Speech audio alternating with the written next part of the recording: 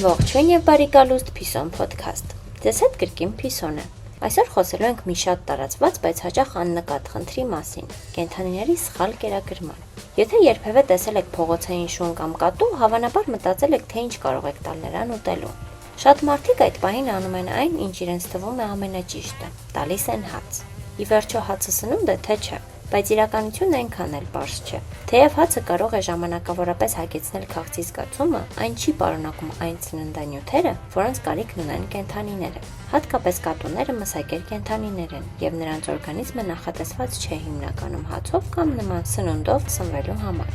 Սա չի նշանակում, որ հացի փոքր կտորը անմիջապես կվնասի կենդանուն։ Խնդիրն այն է, երբ այն դառնում է հիմնական սնունդ։ Այդ դեպքում կենդանին կարող է կշտանալ, բայց միաժամանակ չստանալ անհրաժեշտ սննդարար նյութեր։ Նույնը վերաբերում է որոշ այլ մթերքների։ Շատերը օրինակ կարծում են, թե կաթը կատուների սիրելի եւ ամենահարմար սնունդն է։ Դա մասամբ գալիս է մուլտֆիլմերից ու ֆիլմերից, բայց իրականում շատ չափահաս կատուներ դժվարությամբ են մարսում կաթը եւ այն կարող է անհարմարություններ առաջացնել։ Կան նաև մթերքներ, որոնք մարդկանց համար սովորական են, բայց կենդանիների համար վտանգավոր։ Օրինակ, որոշ քաղցրավենիքներ, շատ աղիկ կամ համեմված ուտելիքներ, ինչպես նաև որոշ մթերքներ, որոնք կարող են թունավոր ազդեցություն ունենալ։ Այստեղ կարևոր հարց է առաջանում. եթե ուզում ենք օգնել, ինչ տանք։ Եթե հնարավորություն կա, ամենալավ տարբերակը կենդանիների համար նախատեսված կերն է։ Եթե դա հասանելի չէ, կարելի ընտրել ավելի հարմար սնունդ, առանց շատ աղի, համեմունքների եւ վնասակար հավելումների։ Բայց այդ թեմայում կա մեկ այլ կարևոր կողմ եւս։ Երբեմն մարդիկ կենդանիներին կերակրում են, հետո մնացորդները թողնում են գետնին։